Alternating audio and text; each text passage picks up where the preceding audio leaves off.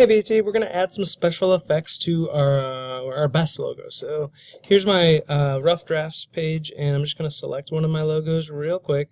I'm going to copy it by going to Edit, Copy. I'm going to make a new document now by going to File, New, and say Logo Special Effects. And then I'm going to make sure that's a letter size document. I'm going to switch that over. Letter size document's great. Hit OK. New document here. Edit. Paste.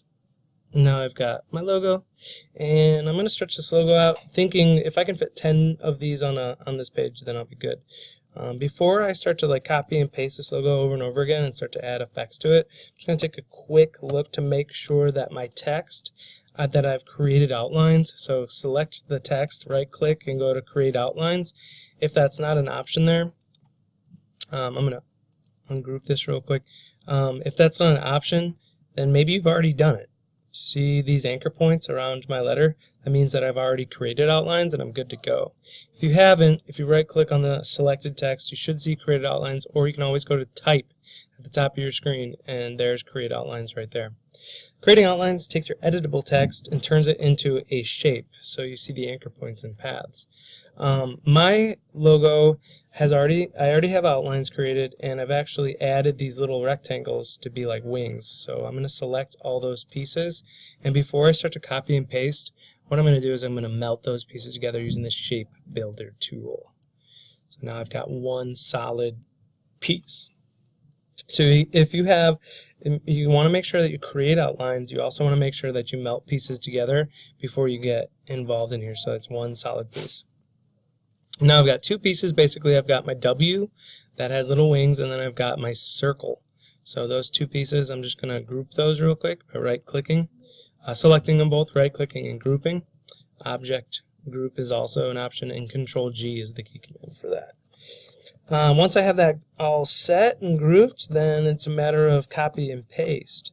I can select the entire logo. I can hold down Alt and drag off. Holding down Alt makes a copy, and then holding down Shift keeps it so that it's kind of straight. Alright, so holding down Alt, drag off a copy, then hit Alt, keeps it straight.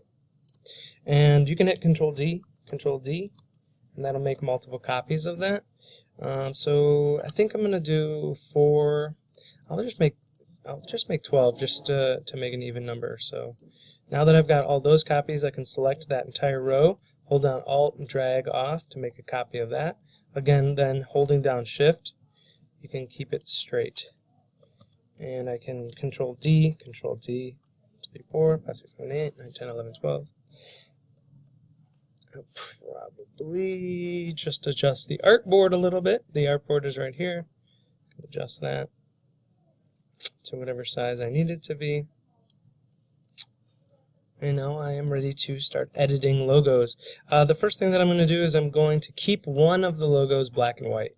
The second one I'm going to color myself by clicking on the shapes. This is grouped right now. To double click on a logo will put you into isolation mode, and it's the only thing selected. Everything else goes foggy. To double click on the letter then would mean that I am isolating. I'm only selecting the letter W, and I'm not even selecting the circle. Everything else has gone foggy. So I'm just selecting the letter W here.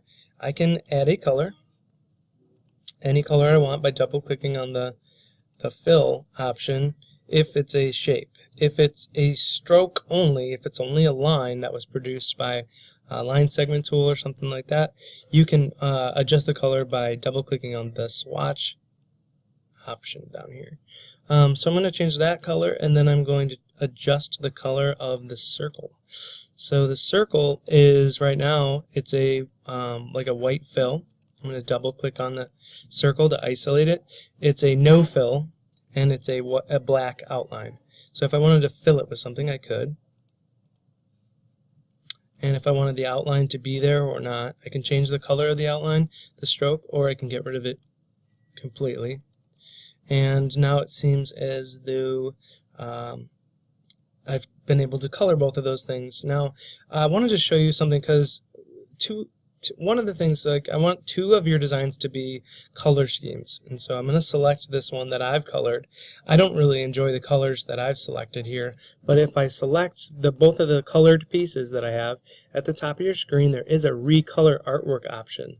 Clicking that will allow you to recolor your artwork, and it even gives you in here this drop down menu right here allows you to see that there are specific color schemes, like complementary color schemes and analogous color schemes, and those are the two that I mentioned on the blog that I want you to try out. There's things like brightened colors, there's the option to hit complementary colors, and then there's also an edit button that allows you to spin and select different colors by spinning these bubbles around the color wheel, which is how color schemes are sort of defined, is by using the color wheel. So a complementary is across or opposite on the color wheel. So if I spin these, I'll get different pairings of complementary colors. You can see my logo over here isn't exactly adhering to the complement rule. It's actually these colors up here, and it's not selecting. None of these colors are in my design right now. But if you hit the assign colors, you should be able to mix that up. This button right here randomly changes the color order. You can specifically sort of drag colors around on here, and you can edit the colors that way.